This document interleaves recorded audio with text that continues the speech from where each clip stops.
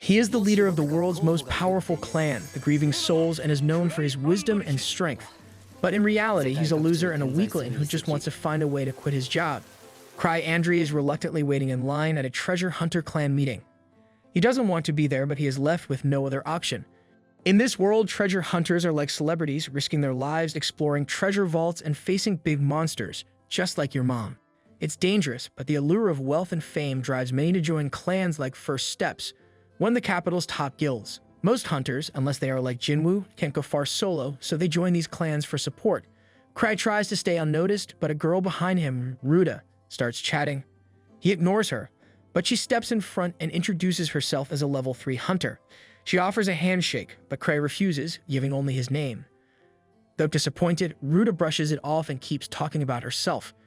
She's been hunting solo until now, but when she stumbled upon a vault called the White Wolf Den, she couldn't handle it alone.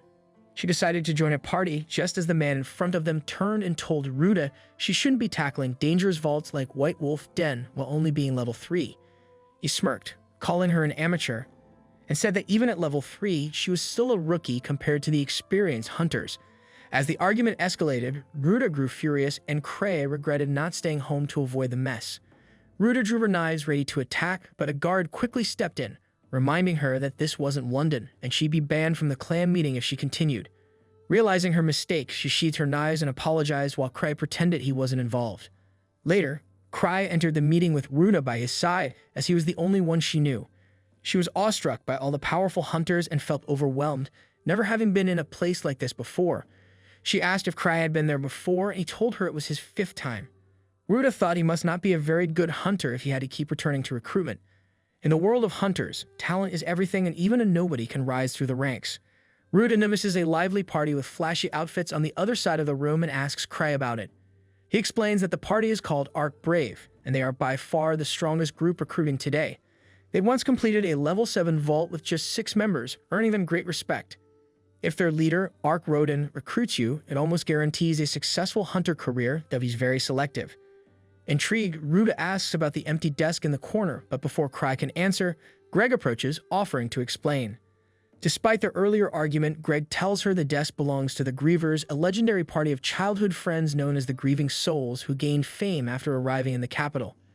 Rumors suggested they might recruit today, but their absence leads Greg to believe the rumors were false. Just then, a kid eager to join the Grieving Souls gets frustrated at their absence as he dreams of becoming the strongest hunter. Greg finds him amusing, but Ruta stays quiet knowing the kid is actually a higher level than her. At that moment, a girl named Tino steps up, ready to shut the red-haired kid up with force, believing she's the only one who deserves to join the Grieving Souls party. Her partner tries to calm her down, thinking it's not worth making a scene, even though the red-haired kid is annoying. It seemed like the tension had settled, but then Greg jumps in, stirring things up. Now the whole room is rooting for a fight. Tino and the kid square off and Cray senses chaos is coming. Not wanting to stick around, he asks Ruta to step outside with him. As the fight is about to start, Tino, intending to seriously harm the kid, suddenly senses a familiar presence. When she spots Cray, she forgets the fight and charges at him. Caught off guard, Cray stumbles and Tino nervously calls him Master, asking if he saw her lose control. Arc then approaches, greeting Cray and mentioning that they've been waiting for him since he's both the clan leader and the head of Grieving Souls. Those who had recognized Cray before are stunned to realize he's the most important person there. Despite all the attention he's receiving, it's making him feel ill, and he just wants to go home. Years ago, when Cray and his childhood friends first arrived in the capital, they were clearing beginner vaults at record speed. But there was a catch. Cray had no idea what he was doing. He was saved from a monster, and his teammates mistakenly thought he was using himself as bait on purpose, so he played along, though he was nearly eaten. They all shared the dream of becoming top-tier hunters, but unlike the others, Cray was completely average. He knew he'd eventually drag the group down, so he decided to leave before his friends grew to resent him. Yet when he tried to quit, he somehow ended up being made the party leader. That's how he ended up in charge of his incredibly talented friends, though he really just wants to retire. Ruta and Greg are still shocked that Cray has been the clan master all along. As Cray relaxes in his chair, Arc approaches and asks if he showed up late to blend in with the crowd. Cray insists he simply overslept, but Arc is convinced otherwise. No matter how much Cray explains, people always see him as more impressive than he really is. Tino, unhappy with how close Arc is to Cray, wants him kicked out of the clan, but Cray refuses. Tino is a level 4 hunter and apprentice to Liz, one of Crei's childhood friends, so she spends a lot of time around him. Ark asks Crei if there are any good candidates for recruitment, but there's no real need for new members at the moment.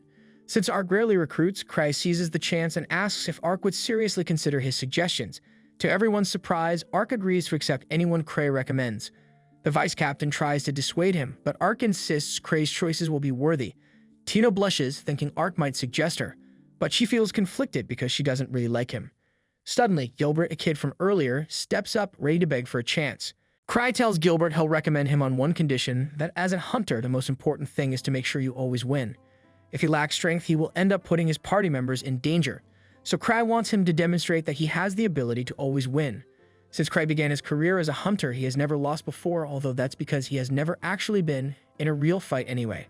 Crei removes one of his ring artifacts and declares to the hunters that the first person to present it to Ark will be welcomed into his team. He throws the ring into the wild, eager to watch the chaos unfold. Gilbert grabs it first, but before he can even react, Tino leaps at him and knees him so hard that Gilbert is knocked across the room, likely needing medical attention. The ring rolls across the floor, and after a moment of hesitation, everyone starts scrambling for it. As the brawl intensifies, Crei quietly slips away, unconcerned about the destruction. By morning, however, the bar fight made front-page news as the place was completely wrecked, though thankfully, no one was seriously injured. Eva informs Crei that the Explorers Association has called for a private meeting, and he knows they're going to scold him. When he asks how Ark reacted, Eva tells him Ark found it amusing and wasn't upset. Hoping to take advantage of Ark's good mood, Crei suggests sending him the bill for repairs and having him attend the meeting, but Eva reminds him the meeting is specifically for him. With no way out, Crei reluctantly agrees to go, knowing that if he doesn't, Gark will hunt him down like always. Crei plans to use his secret weapon to get out of trouble quickly, groveling and apologizing. He argues that the only damage was to the bar, no one was hurt, and the owner has already been compensated for repairs, so there shouldn't be any further issues. Gark hasn't even yelled at Crei yet, but after seeing his apology, he decides to let it go for now. However, Crei still needs to take responsibility for his actions, so Gark assigns him a quest that he can't refuse. The association receives many quests, but some are so difficult or low-paying that hunters call them chores, and no one wants them. Crei tries to act like he's too important for a chore, but Gark insists. Forced to choose, Crei looks through the quest book and picks the easiest one, a level 3 quest.